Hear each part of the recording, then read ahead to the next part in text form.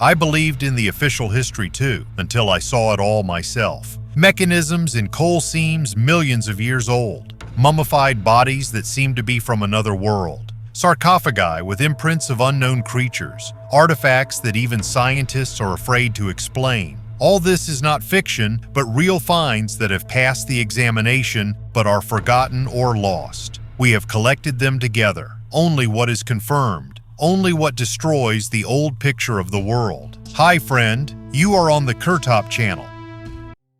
Annabar Diamond Needle. In the spring of 2014 at the Annabar placer, northern Yakutia in Russia, a gold prospector noticed in a tray not ordinary grains of sand, but a tiny transparent spoke the length of a pinky fingernail.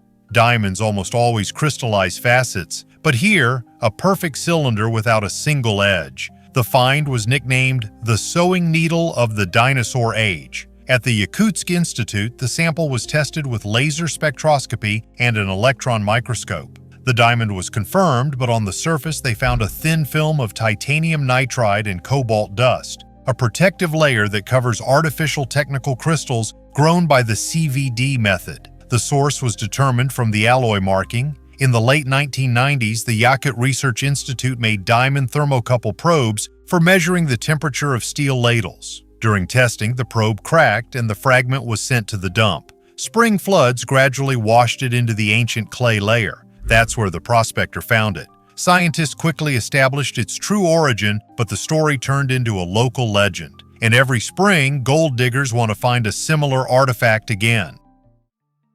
The Black Knight Satellite.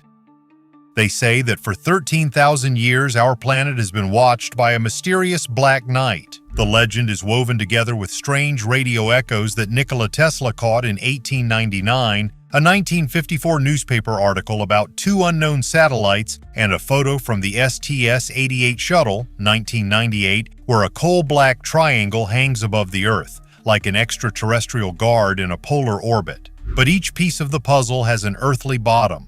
Echo signals are explained by the vagaries of the ionosphere. The satellites of 1954 turned out to be a journalistic exaggeration, and the ominous silhouette in the NASA frame is just a heat-insulating blanket lost by astronauts, registered as debris 025570 and burned up in the atmosphere a few days later. Nevertheless, the myth lives on. Every time an amateur telescope catches a glimpse of space debris, the shadow of the night falls again on the night sky, reminding us how easily a piece of foil turns into a keeper of alien secrets.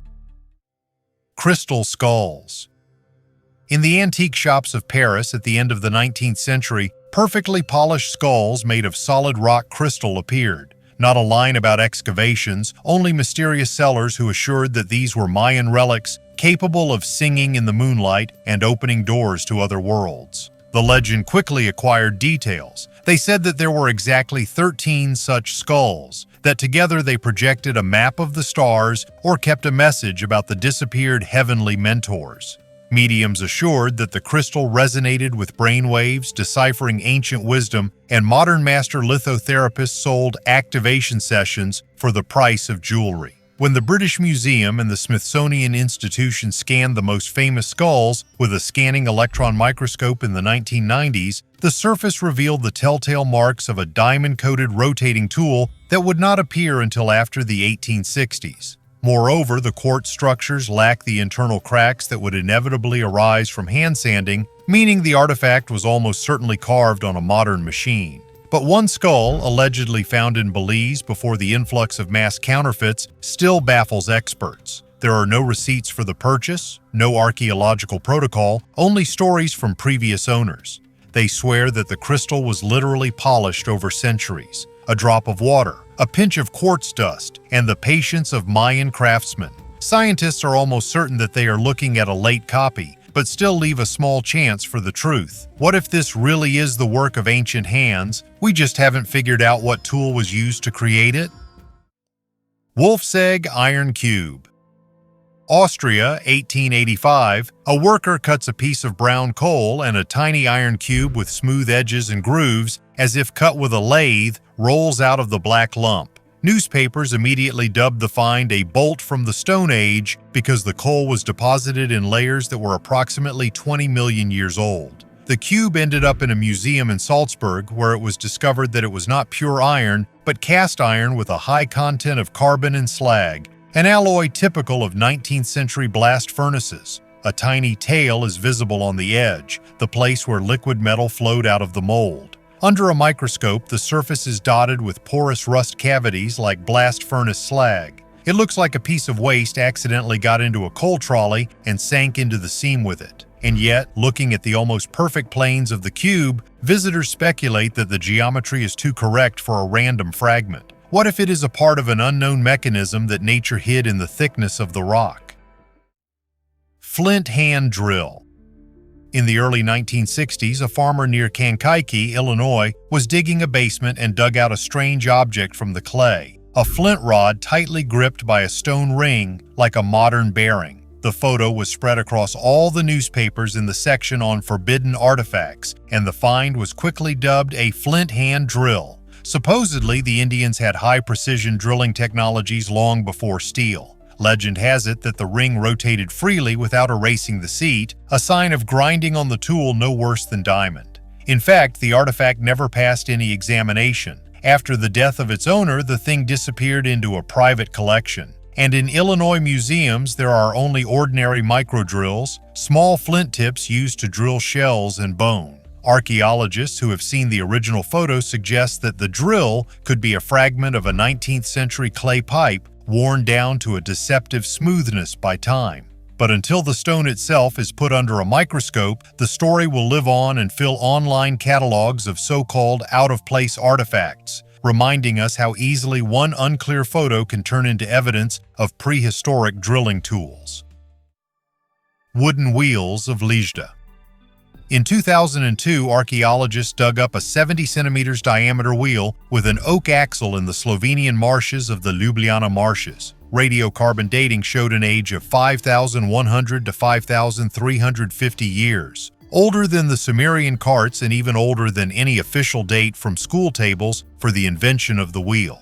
The design is striking in its simplicity and maturity at once. Two maples connected with oak tenons, traces of carbon along the rim. It looks like it was fired for strength, as if the craftsman already knew the techniques of maintenance. At first, many bloggers were sure that the find rewrites history. Supposedly, European hunter-fishermen from the Neolithic pile villages were ahead of Mesopotamia. Scientists treat the find without sensations. The dating is confirmed, but the maple disc may have been part of a simple hoist for fishing nets or a two-wheeled wheelbarrow and not a wheel for a large cart. Even such a modest version is important. It means that people could have come up with the idea of the wheel at least twice, independently of each other. Now the artifact is on display in the City Museum of Ljubljana. Tourists stroke the blackened rim and involuntarily imagine what kind of plank flooring it rolled the load on and whether even more complex mechanisms of that very Neolithic village are hidden in the neighboring swamp.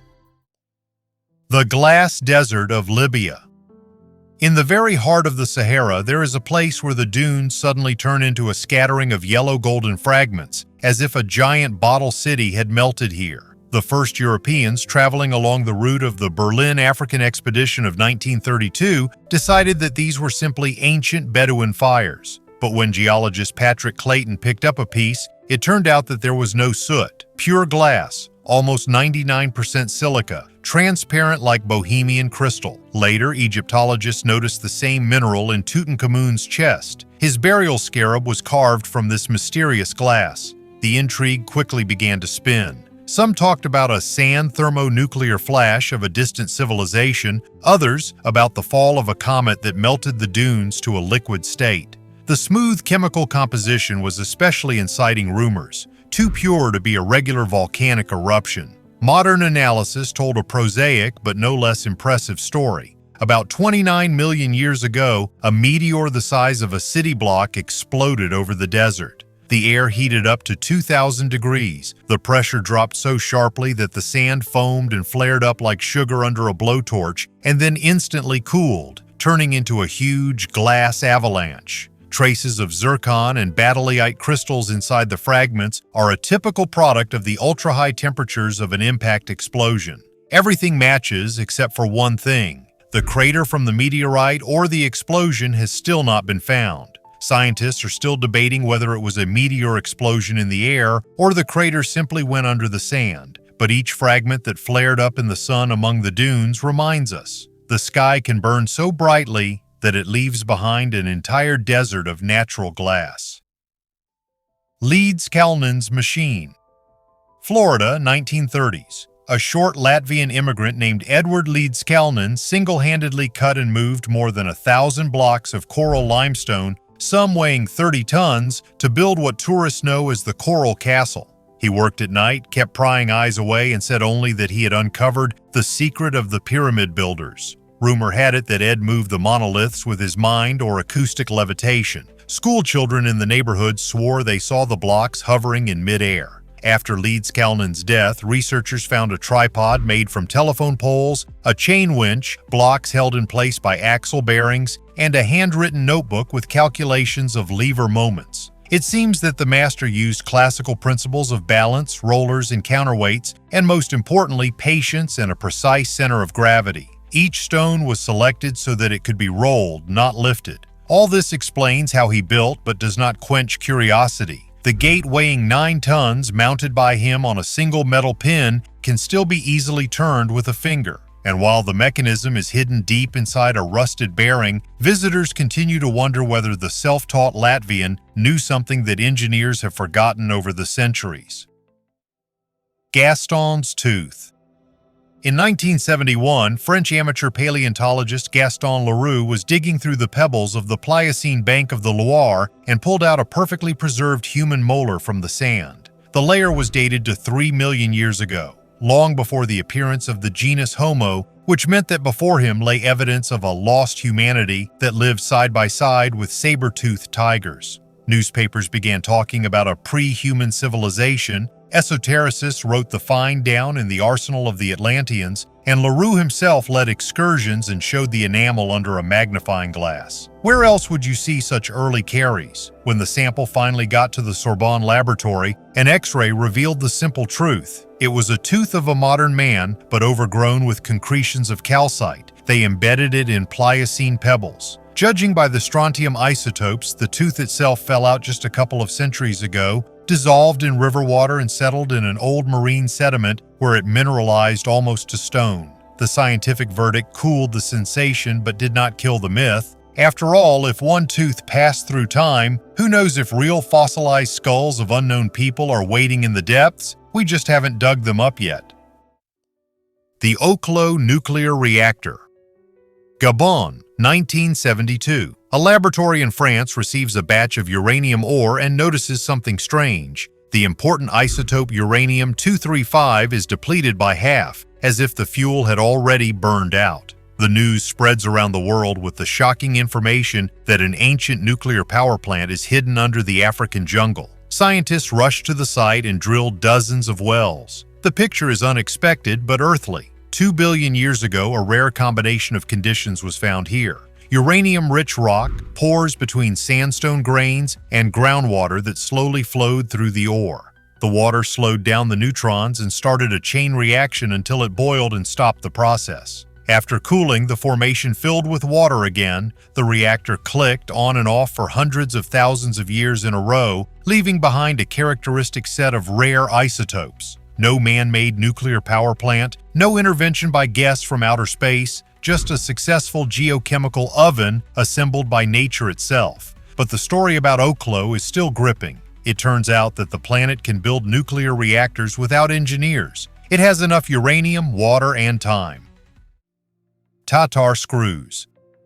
In 1996, local geologists examined an abandoned quarry near the village of Kucherovo in Tatarstan and split a sandstone boulder. Inside was a metal bolt the length of a finger with clear carvings around the rod. The photo quickly made it into the newspapers. Supposedly, the technology of prehistoric builders was frozen in the stone of the Jurassic period. The legend gained popularity. They talked about a hidden mine where they found nuts and washers, and one worker swore that the threads on the bolt were exactly like the M8. When the sample was sent to Kazan University, no metallurgy was found there. The bolt turned out to be a limestone column impregnated with ferrous minerals. Under a microscope, the threads turned into discs, identical segments of an ancient crinoid sea lily, a fragment of which got stuck in the bottom silt millions of years ago and mineralized along with the sand. Such stems, screws, are known to paleontologists all over the world. If you split the rock crosswise, they look like perfect washers, and if you split them lengthwise, they look like a spiral. Science seems to have put everything in its place, but the stone with the bolt still lies in the school museum with a sign, "Mystery of Nature."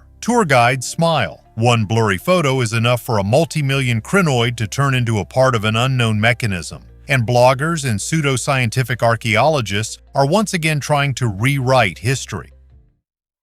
Rocket launch pits. In Jiangkuang province in Laos, thousands of stone vessels are scattered, each as tall as a man with walls up to half a meter thick. Local tales claim that these are the goblets of giants who brewed rice wine after defeating demons. The first French explorers of the 19th century were puzzled. There are no lids, the bottom is sometimes pierced into the rubble, and some pots are carved from solid granite tens of kilometers from the deposit. After World War II, the legend gained popularity. American pilots mistook the fields of vessels for stone rockets and even dropped bombs on them. Excavations from 2016 to 2020 provided an explanation for the find, but still left several questions unanswered. Around some of the vessels, skeletons, glass beads, and bronze discs were found. Traces of burial rites from the Iron Age, approximately 500 BC to 500 AD. It seems that the dead bodies were first left to decompose in the open air, and later the bones were transferred to these huge urns. However, how exactly the inhabitants carved out multi-ton vessels and even transported them across the mountains remains a question. There are no traces of metal cutters on the rocks, and traces of grinding resemble giant skins. Now we know their ritual role, but we do not know the hands and tools that shape the boulders into the perfect pot. Klerksdorp spheres. In the mines near Klerksdorp, South Africa, miners occasionally dig up tiny balls of dark stone, perfectly round with clear parallel grooves along the equator as if they had been turned on a lathe. The age of the host rock is about 3 billion years, and so a theory quickly emerged on the internet that these were gears of prehistoric machines or souvenirs from aliens. But as soon as geologists cut a couple of these balls, a ring-shaped alternation of pyrite and hematite was revealed inside. Layer after layer, these minerals were deposited around a grain of sand, while the bottom sediments of the ancient sea were gradually compressed. The grooves are not carvings, but traces of crystal growth and compression of the rock. Soft pyrophyllite around the balls was compressed, leaving furrows. That is, the mystery comes down to a rare but natural process of mineralization. Everything else is a game of imagination, flared up around the perfectly round shape that nature sometimes creates, no worse than a master sharpener. Shigir idol. In 1890, workers in Russia were removing peat from the Shigir swamp in the Urals, and instead of snags, they found a pine log with zigzag strokes and 7 strange masks looking in different directions. The first radiocarbon testing in the 1990s gave a staggering 9,500 years, and after a repeat AMS analysis in 2021, the age rose to 12,100 years, twice as old as Stonehenge and the pyramids. The acid-rich bog preserved the trunk better than a sarcophagus. The wood even retained traces of flint cutters, which people used to write on living pine trees in the Stone Age. Everyone explains the pattern on the idol in their own way. Some say that the horizontal notches divide the trunk into 3 layers of the world, and the 7 faces are spirits guarding each level. Others read the zigzags as a time track. From the bottom up, you can see the path of the tribe after the glacier melted. There is also a version of a star map. The drawing is similar to the summer constellations over the Urals many thousands of years ago. But the main question is, why was the statue broken, drowned in a swamp and crushed with stones? If it was an ordinary totem, there is no need to destroy it. Perhaps the ritual required killing the idol to start a new cycle. Scientists have only figured out the technique so far. Silicon cutters were heated in a fire so that they burned through the wood, then scraped the lines until smooth. X-rays today see hundreds of such strokes under the dense crust of the swamp, and why all this was done remains a mystery. There are no settlements or other similar figures nearby, as if the authors hid the main work of their era, and only a lonely fragment of an unknown history has reached us. Ergek Ring. In 1984, at the Ergek mine in Kuzbass, Russia, miners cut a layer of coal aged about 40 million years and found a thin gold ring inside. On the rim is a stylized bunch of grapes like an antique work, and the inner surface is polished so cleanly that it reflects the light from the mine lamps. Newspapers immediately began talking about antediluvian jewelry that lived side by side with ancient rhinoceroses. When the find was taken up, there were even more surprises. The metal turned out to be an alloy of gold and platinum, a recipe known only since the end of the 19th century. Geologists offered their own version of events from the past. At the end of the century before last, there was a collapse in the same mine, and the ring, having fallen from the miner's hand, was pressed into the fault along with clay, and the high pressure and heat of the seam baked it into the coal, like raisins in a cake. But one thing remains strange. Even after decades, the microscope shows a perfect mirror coating on the surface without any signs of wear, as if the ring had lain for millions of years in a vacuum. This ring was covered with glass and left at the entrance to the mine, and now each new shift descending into the mine always stops by the display case and lightly touches the glass. Suddenly, this ring is still part of the story that we have not yet revealed. Ancient gramophone records. In 1938, Chinese archaeologist Chi entered the Bayan Karaula cave and saw smooth stone gramophone records. Each disc is the size of a palm, with a hole in the middle. Along the front side, there is a spiral path, and in it, if you look closely with a magnifying glass, you can see what seem to be tiny hieroglyphs. The text tells of a small drop of people who flew from a distant star 12,000 years ago and crashed in the mountains. The legend immediately acquired details. They talked about 716 discs, about a warehouse in Beijing University, and about one of them emitting a pure, almost musical electrical impulse during an experiment. When ethnographers tried to see the artifacts, they were not found in any museum in China. Photos of the discs only surfaced in magazine clippings in the 1960s, and the translation of the hieroglyphs turned out to be the work of a German reporter, Reinhard Wegerer, who later admitted that he relied on the stories of local guides without access to the original. Real archaeologists of Gansu and Sichuan only know about the Neolithic savannas, where round burial slabs with a shallow spiral are found. But there is no microtext or space chronicle there, and yet the story lives on. Every time a simple stone disc is found in some cave, social networks ask, what if this is one of Dropa's lost records? While not a single authentic disc has been shown to the public, the imagination continues to spin, as if the spiral on the stone itself reproduces a new legend. Mohenjo Daro rings. During excavations of the ancient city in the 1920s, archaeologists found several bronze rings only 1.5 centimeters in diameter. Under a magnifying glass, tiny strokes resembling 4 or 5 lines of text were visible on their inner surface, as if the masters of the Indus Valley civilization could write thinner than a human hair. 8 decades later, the rings were put under an electron microscope. It turned out that some of the scratches really did match individual signs of the Indus script, but the rest of the font was chaotic potholes. Over the millennia, the bronze had become covered with copper and arsenic crystals, and then a light layer of corrosion connected the spots into the illusion of a continuous inscription.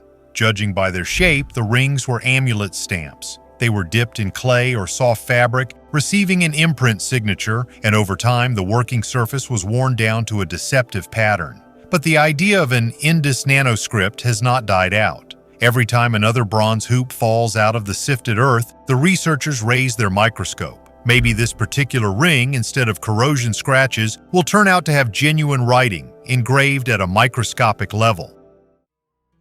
Swan unfinished building.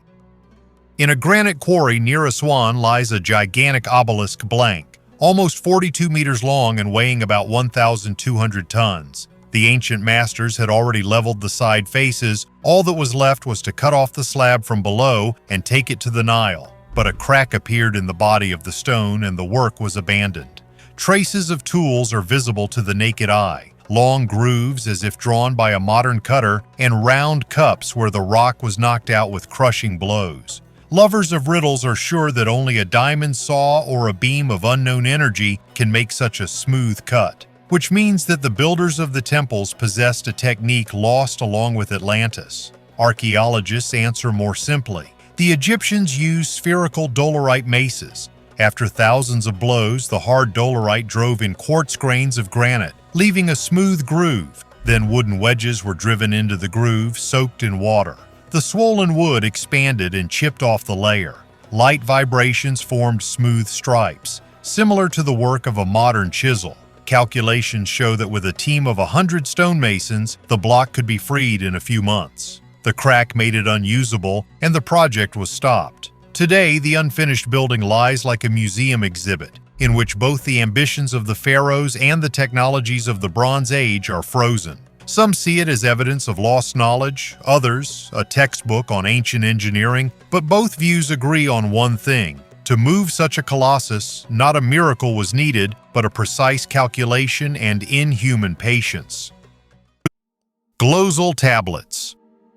France, 1924. 17-year-old farmer Émile Fradon is plowing a field and stumbles upon a stone ring, and underneath it are clay tiles, bones, and beads. On the tiles are short lines of hundreds of strange signs, resembling the Phoenician alphabet, runes, and something else. Teachers in the village of Glossal claim that the find doesn't fit into any textbook, and local elders say that there used to be a Templar chapel here. When archaeologists begin digging, the picture becomes even more confusing. In one pit, they find an 18th century iron knife, a Neolithic flint scraper, and a mysterious tablet. The controversy has been going on for almost a century. Some experts see the layer as an ordinary time dump where everything was thrown for centuries, while others suspect a deliberate forgery. Someone threw in the objects to attract attention to the village. However, thermoluminescent tests in the 1970s showed that some of the tablets were indeed burned 2,000 to 3,000 years ago,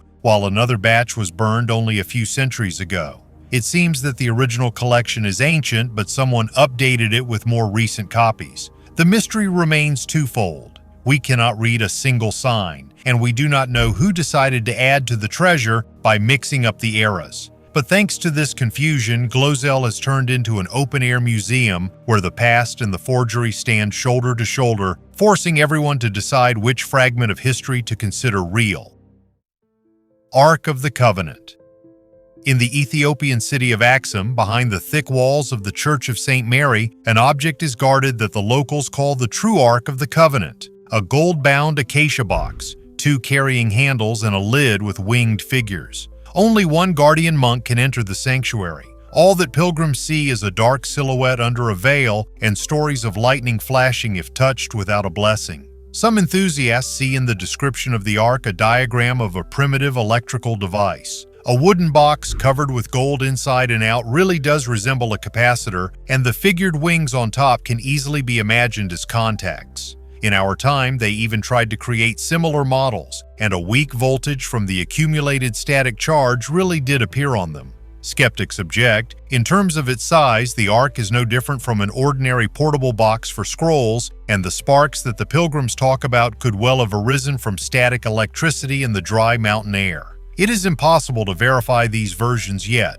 No one has opened the relic. X-rays and wood analysis are prohibited. While the debate continues, an ordinary shrine may be hidden behind the closed door, or perhaps a device whose purpose we have not yet figured out. Fuente Magna Bowl. On the slope of the Bolivian Calapugio Range, not far from Lake Titicaca, a farmer in the late 1950s lifted a heavy stone bowl out of the ground, almost half a meter in diameter. On the outside, there is a typical Andean ornament, and inside 2 zones are carved. The upper one is full of stylized llamas and laminar waves, and the lower one is unexpectedly covered with small signs, which amateurs immediately took for Sumerian cuneiform. Thus was born the legend of the meeting of Mesopotamia and the Andes. Supposedly, the sailors of Ur delivered the sacred vessel across the ocean 3,000 years before Columbus. When the bowl was taken to the University of La Paz, under a microscope the wedges were uneven, the lines were dancing, and many symbols were torn off halfway, as if the master copied the signs from a drawing. not understanding where the stroke ended. Geologists added details. The stone itself is local volcanic tuff, and the cutters left marks typical of 20th century steel chisels. The inner surface is covered with a thin honey-colored patina, a hardened varnish of tree resin, popular with self-taught Bolivian restorers in the first half of the last century. It seems that this is an amateur fake or a tourist souvenir that was too early given the status of antiquity. But the bowl still firmly entered the list of mysteries. The combination of Andean and Sumerian patterns is too cinematic to disappear. That's why it still stands on a separate shelf in the museum in Tiwanaku, as a reminder that sometimes one exotic pattern is enough to connect two continents with a myth the length of an ocean. Ashokas Column.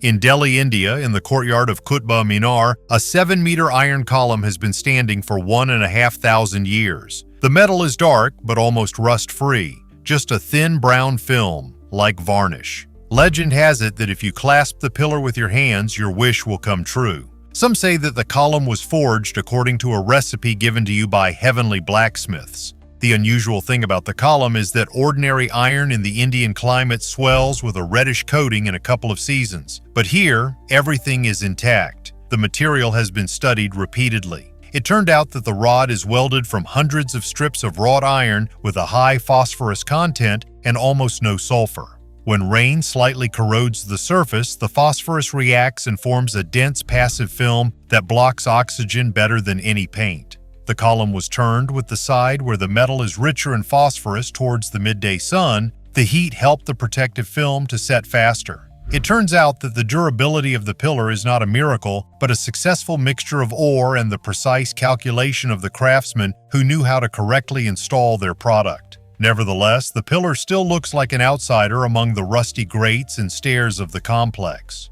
A tourist running his palm over the cold metal does not see phosphorus oxides, but scientists ask themselves, how could 5th century blacksmiths without blast furnaces and laboratories select a composition that would outlive them 10 times longer? The answer is known, but the feeling of iron magic does not disappear.